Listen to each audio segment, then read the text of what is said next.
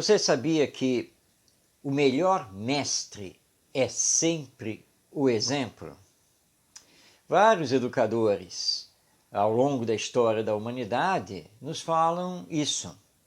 Não vamos ficar aqui fazendo citações, mas sim vamos fazer uma reflexão a esse respeito. Ou seja, no processo de educar, o melhor mestre é sempre o exemplo. Mestre é diferente de professor. Professor é aquele que ensina. Mestre é aquele que orienta, é aquele que promove o educando para que ele mesmo faça o seu processo de desenvolvimento intelectual e emocional.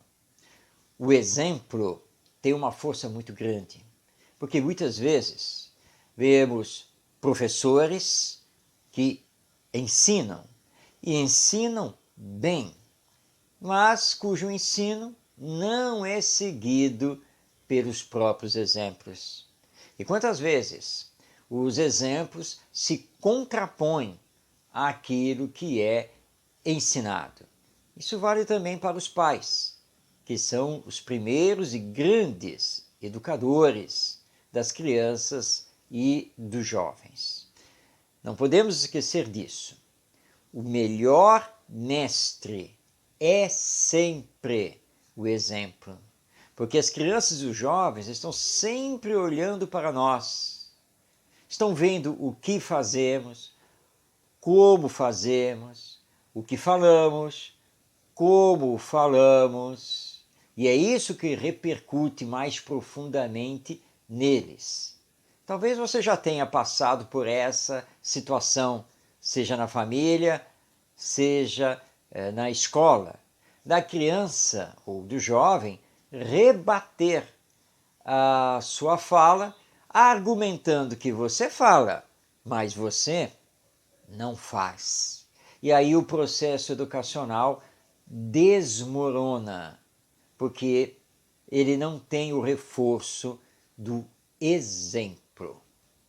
E dentro disso, precisamos também fazer considerações sobre essa verdadeira mania que nós temos de comparar uma criança com outra. No lar, na família, isso acontece muito. Olhe para o seu irmão. Você não vê como ele é todo organizado, como ele sabe obedecer, porque você não faz como ele. Ou na escola, quando também fazemos esse tipo de comparação com os nossos alunos. Por que você não vê como a fulana faz? Olha como ela entrega tudo bonitinho, o dever de casa. Você não. É, na bagunça, tudo feito de qualquer jeito. E nós começamos a fazer essas comparações e principalmente comparações de ordem comportamental. Quando esquecemos que cada criança é uma individualidade, com uma personalidade diferente. E que nem sempre fazer esse tipo de comparação é motivador para ela. Porque ela pode, pelo contrário, elaborar o pensamento de que ela nunca conseguirá ser como a outra. Porque não é o jeito dela. Ela não tem as habilidades necessárias para ser como a outra é. Talvez tenha uma realidade familiar, social, cultural, que não seja a mesma da outra a quem ela está sendo comparada. Na verdade, o educador não tem que comparar a criança com outra criança, mas tem que entendê-la dentro do seu universo, das suas habilidades, seus comportamentos, suas dificuldades, suas facilidades, porque a criança é única. Por isso não pode ser comparada com outra. É um equívoco achar que isso é um incentivo, que isso é uma motivação. Nem sempre. Isso pode acarretar uma desmotivação, um não incentivo. Então, muito cuidado com essas comparações.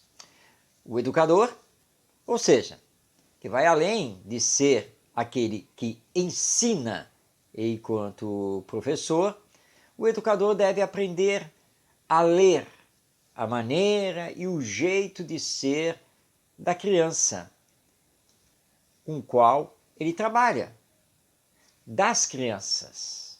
Cada uma, se você bem observar, tem o seu jeito próprio, tem o seu ritmo de aprendizagem e cada um aprende de um jeito, na verdade, diferente. Por isso que essa história de fazer tudo igual para todos e cobrar os mesmos resultados é antiprodutivo. Na verdade, é antipedagógico. E não se deixe levar pela ilusão de que tudo o que a criança aprende, ela consegue verbalizar. Nem sempre. Não tem aquela que é mais tímida, aquela que se dá bem diante dos outros e aquela que prefere ser mais reservada? Quantas vezes ela absorve o aprendizado, mas gosta de elaborá-lo consigo mesma, como nós, adultos, também fazemos? Não é sempre que queremos falar, que queremos verbalizar. Mas quantas vezes atropelamos as crianças exigindo que elas verbalizem, que elas falem o que aprenderam ou o que deixaram de aprender. Ela tem os seus momentos.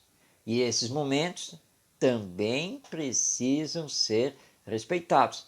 Nem sempre o ficar calada significa transtorno psicológico. Muito cuidado com essa classificação. Também muito cuidado com estímulos demasiados. Cada criança tem seu tempo, tem seu ritmo. Cada uma responde de um jeito aos estímulos que estamos dando.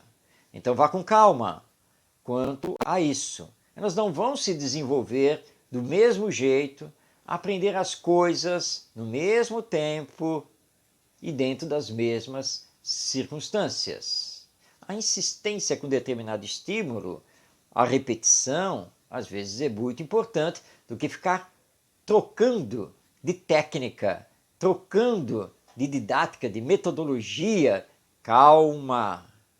Tem que ter calma para saber caminhar junto com as crianças e permitindo que elas se manifestem de acordo com o que elas são. Então, não tente fazer da criança sua imagem e sua semelhança. Aliás, estamos sendo bons exemplos? Voltando ao início da nossa conversa. Você lembra? O melhor mestre é sempre o exemplo. Que exemplos eu estou dando para as minhas crianças? São exemplos que dignificam ou são exemplos que podem ser questionados?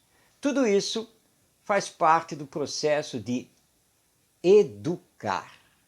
E esse é o convite que estamos agora fazendo a você, educador.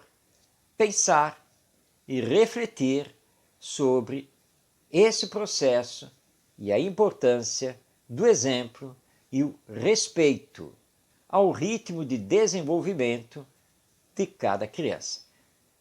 Pense nisso, é o convite que deixamos com você.